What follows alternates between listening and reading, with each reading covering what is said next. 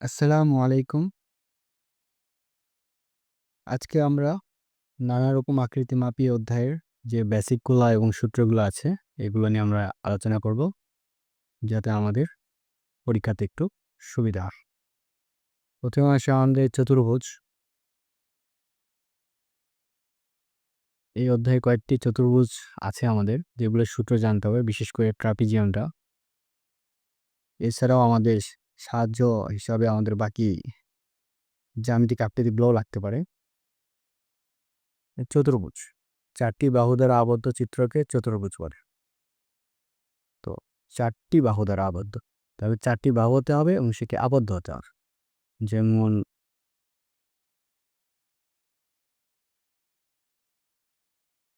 4টি বাহু 1টি, 2টি, 3টি, 4টি। এটা একটি চতুর্ভুজ। 4টি বাহু 1টা, 2টা, 3টা, 4টা চতুর্ভুজ। 4টি বাহু 1টা, 2টা, 3টা, 4টা চতুর্ভুজ। 4টি বাহু দ্বারা আবদ্ধ হলে সেটা চতুর্ভুজ। 1টা, 2টা, 3টা, 4টা। এটা কিন্তু চতুর্ভুজ নেই, 4টি বাহু আছে কিন্তু আবদ্ধ হয়নি। তো অনেক ধরনের চতুর্ভুজ আছে আমাদের। কয়েকটি চতুর্ভুজ নিয়ে আমরা আলোচনা করব, অথবা যে কটা চতুর্ভুজ আমাদের সিলেবাসে দেওয়া আছে। একটা হচ্ছে আয়তক্ষেত্র। মাস্ট বি আয়তক্ষেত্র জানতে হবে। যে চতুর্ভুজের বিপরীত বাহু সমান ও সমান্তরাল এবং প্রত্যেকটি কোণ সমকোণ, তাকে আয়ত বলে।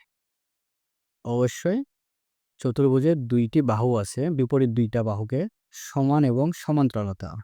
সমান মানে তো সমান, এতটুকু যদি এ হয় তাহলে এখানে ওই, আর সমান্তরাল হচ্ছে মাঝখানে দূরত্ব সবসময় সমান হতে হবে।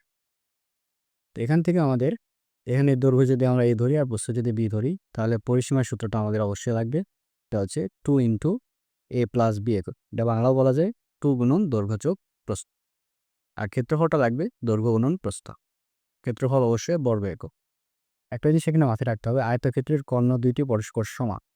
আয়তক্ষেত্রে আমাদের যেটা কর্ণ আছে, এই দুটা পরস্পর সমান। যদিও এখানে এই কর্ণ নিয়ে কোনো আমাদের আলোচনা নাই, তারপরে জেনে থাকা ভালো। দেন বর্গ। আরেকটি চতুর্ভুজ হচ্ছে বর্গ। যে চতুর্ভুজের 4টি বাহু সমান ও বিপরীত বাহু সমান্তরাল এবং প্রত্যেকটি কোণ সমকোণ। আমরা আয়তে দেখেছি বিপরীত 2টা বাহু পরস্পর সমান হবে। অপর 2টা বাহু পরস্পর সমান হতেও পারে, নাও হতে পারে, কিন্তু বর্গের 4টা বাহুই পরস্পর সমান। এতটুকু যদি হয়, এটাও এটাও এটাও, এবং প্রত্যেকটি কোণ যেটা, এটা কি হবে, সমকোণ হবে। যদি আমরা একটু দেখাই,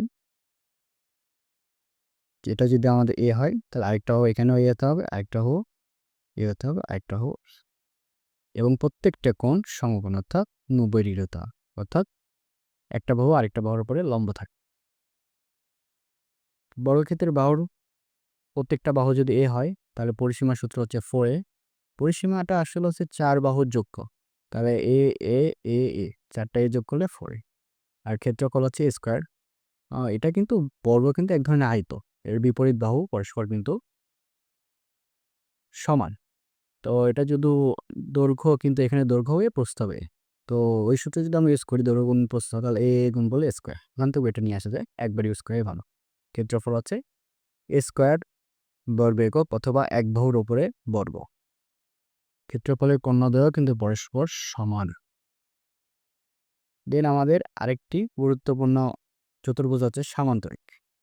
যে চতুর্ভুজের বিপরীত বাহু পরস্পর সমান ও সমান্তরাল কিন্তু কোনো কোণই সমকোণ নয়, তাকে সামান্তরিক বলে। অনেকটা আয়তক্ষেত্রের মতো। পার্থক্য ছিল কোথায়? আয়তক্ষেত্রের প্রত্যেকটা কোণ ছিল সমকোণ। আমাদের আয়তক্ষেত্রের প্রত্যেকটা কোণ ছিল সমকোণ, অর্থাৎ একটা বাহু আরেকটা বাহুর উপরে লম্ব ছিল। কিন্তু এটাই এখন আর সমকোণ থাকবে না, সেটাই হয়ে যাবে আমাদের সামান্তরিক। এতটুকুই পার্থক্য।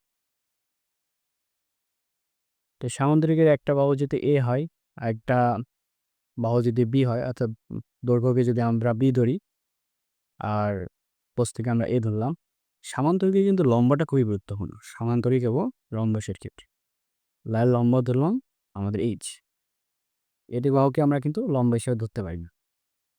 তো এখানে পরিসীমা সূত্র 2 ইন্টু a প্লাস b, অর্থাৎ 2 গুণন দৈর্ঘ্য যোগ প্রস্থ। তো সামান্তরিক তো 4 বাহুর যোগফল।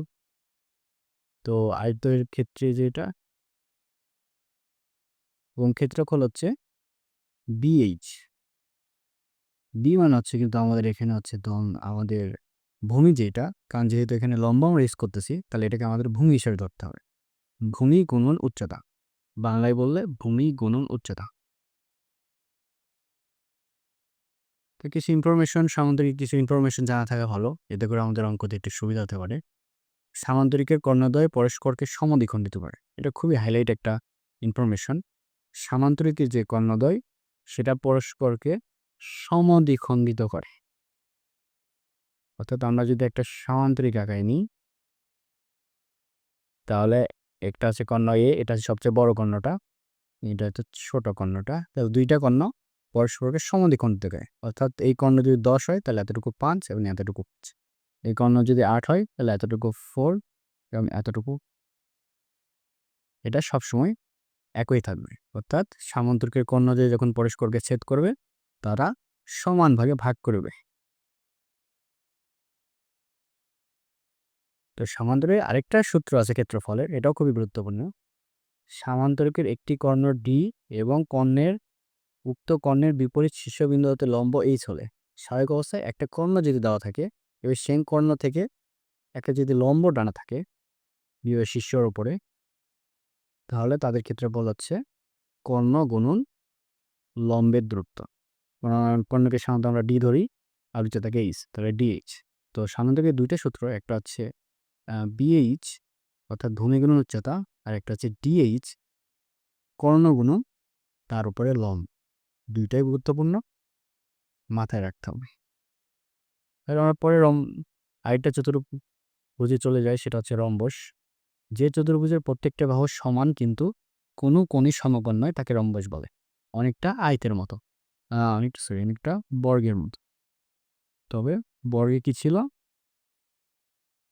প্রত্যেকটা বাহু সমান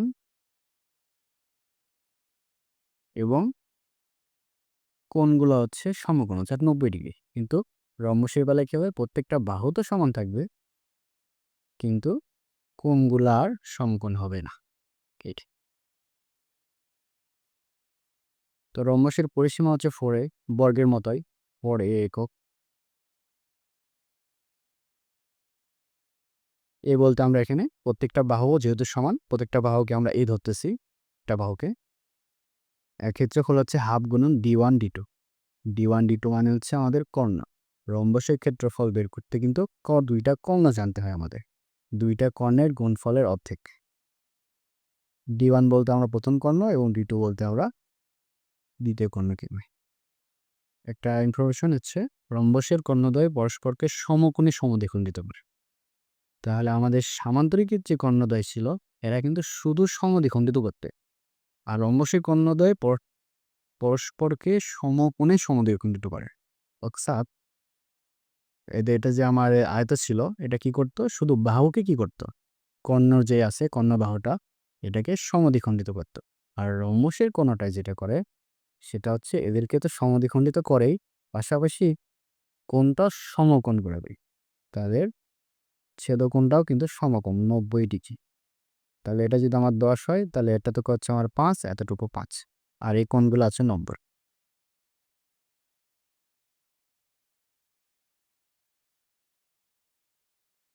দেন আমাদের আরেকটি চতুর্ভুজ, এটা খুবই গুরুত্বপূর্ণ, এখান থেকে সৃজনশীল হওয়ার সম্ভাবনা সবচেয়ে বেশি।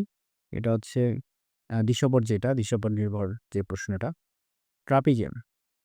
যে চতুর্ভুজের এক জোড়া বিপরীত বাহু সমান্তরাল তাকে ট্রাপিজিয়াম বলে। যে চতুর্ভুজের, যদি খেলে আমরা বুঝতে পারি এক জোড়া বাহু সমান্তরাল, তাহলে আমরা সেটাকে ট্রাপিজিয়াম বলতে পারি।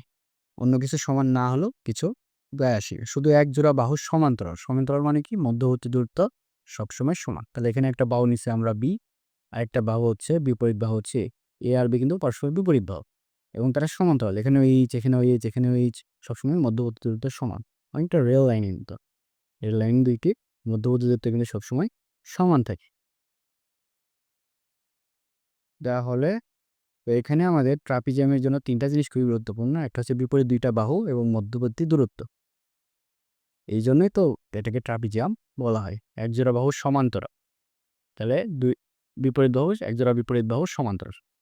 তাহলে সে একজোড়া বিপরীত বাহুটা আমার লাগবে এবং তাদের সমান্তরাল হয়েছে যে দূরত্বের কারণে, অর্থাৎ মধ্যবর্তী দূরত্ব, ওইটা আমাদের লাগবে।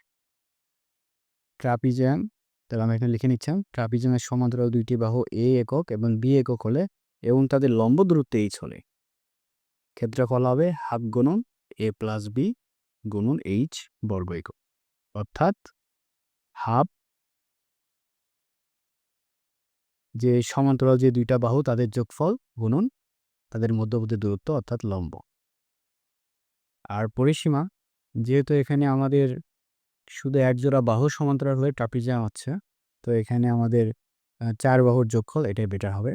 পরিসীমা হচ্ছে ৪ টা বাহুর যোগফল করলেই পরিসীমা হয়। পরিসীমা হচ্ছে ৪ দিকের দূরত্ব। তো এই ছিল আমাদের চতুর্ভুজ সংক্রান্ত সূত্র। এগুলো দিয়ে আমাদের প্রশ্নের অ্যান্সারগুলো করতে হবে। নেক্সট ক্লাসে আমরা ইনশাল্লাহ ঘনবস্তু নিয়ে আলোচনা করব। আসসালামু আলাইকুম।